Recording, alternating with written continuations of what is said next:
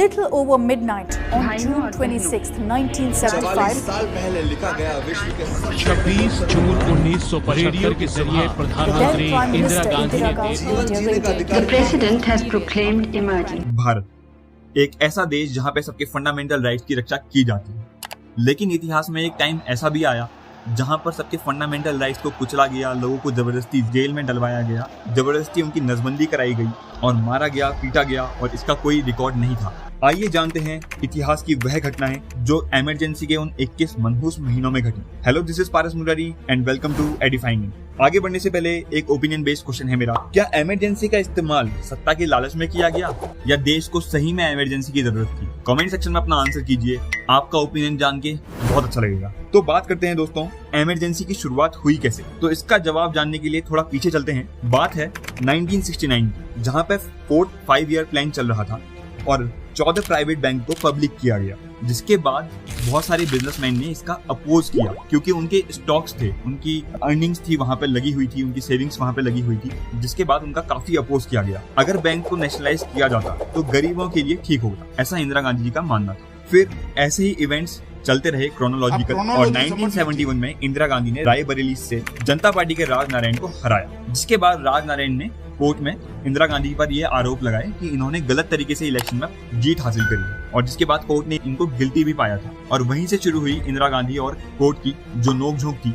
12 जून 1975 इंदिरा गांधी को इलाहाबाद कोर्ट ने गिल्टी पाया और उनके इलेक्शन को नल एंड वॉइड करार दिया, जिसके बाद इंदिरा गांधी यही मामला सुप्रीम कोर्ट में लेके गई क्योंकि उनको देश की सेवा करनी थी, उनको सत्ता का कोई लालच नहीं। समझ रहे हो? Indira Gandhi was a very great leader. 24 June 1975 supreme court ने इस मामले में पार्शियल स्टे लगा दी और 25 जून 1975 में जेपी नारायण ने दिल्ली में एक बड़ी रैली अनाउंस करी और सभी लोग उस रैली में बढ़ चढ़कर आगे आए, स्पेशली युवा। उन्होंने युवाओं से कहा कि आप बढ़ चढ़कर आगे आएं और सरकार के खिलाफ आंदोलन करें, सरकार को अपना पद त्यागना होगा, इंदिरा गांधी को स्पेशली। और ठीक उसी रात इंदिरा गांधी ने उस समय के प्रेसिडेंट फखरुद्दीन अली अहमद को इमरजेंसी के लिए रिकमेंड किया और आधी रात में इमरजेंसी लगवाई गई। सारी न्यूज़पेपर्स की पावर सप्लाई कट कर दी गई और सभी बड़े लीडर्स जो गवर्नमेंट का अपोज करते हैं उनको जेल में डाला गया बिना कोई ट्रायल के। करीब 1 लाख से ज्यादा लोगों को बिना ट्रायल के जेल में डाला गया। इसी बीच 42nd अमेंडमेंट एक्ट लाया गया, जिसमें SC यानी कि सुप्रीम कोर्ट की पावर्स को रिड्यूस किया गया। पॉपुलेशन कंट्रोल के लिए इंदिरा गांधी के बेटे संजय गांधी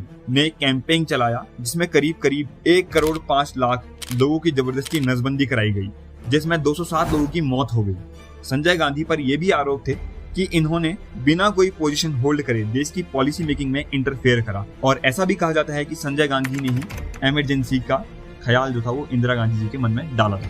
पॉलिटिक्स में भी नेपोटिज्म होता है। नेपोटिज्म, ये क्या हो रहा है हमारे देश में? 21 मार्च 1977 को इमरजेंसी खत्म कर दी गई और मोरारजी देसाई कांग्रेस को हराकर पहले नॉन कांग्रेस गवर्नमेंट के PM बन गए। चलिए अब जानते हैं इमरजेंसी कैसे लगाई जा सकती है हमारे देश में। तो दोस्तों, हमारे देश में इमरजेंसी लगाने का अधिकार केवल प्रेसिडेंट के पास है और प्रधानमंत्री के और यूनियन के रिकमेंडेशन पे वो इमरजेंसी लगा सकते हैं। लेकिन यहाँ पर जब इमरजेंसी लगाई गई तो वहां पर केवल इंदिरा गांधी की ही सुनी थी प्रेसिडेंट ने, क्योंकि बहुत सारे यूनियन के मिनिस्टर्स और कैबिनेट मिनिस्टर्स भी इसका अपोज कर रहे थे। तो पहला है नेशनल इमरजेंसी।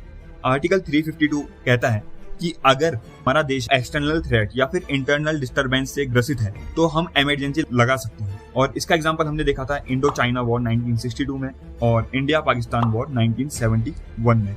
और 1975 में इंदिरा गांधी ने भी इसी के जरिए, इसी आर्टिकल का यूज करके इमरजेंसी लगवाई थी। फिर दूसरा आता है आर्टिकल 356 प्रेसिडेंशियल रूल। अगर गवर्नर को ये लगता है कि एक स्टेट में सरकार बढ़िया तरीके से फंक्शन नहीं कर पा रही है तो वो सजेस्ट करते हैं प्रेसिडेंट को कि वो अपना रूल लगाएं और इसी को प्रेसिडेंट रूल भी कहा जाता है। Article 360 due to economic crisis.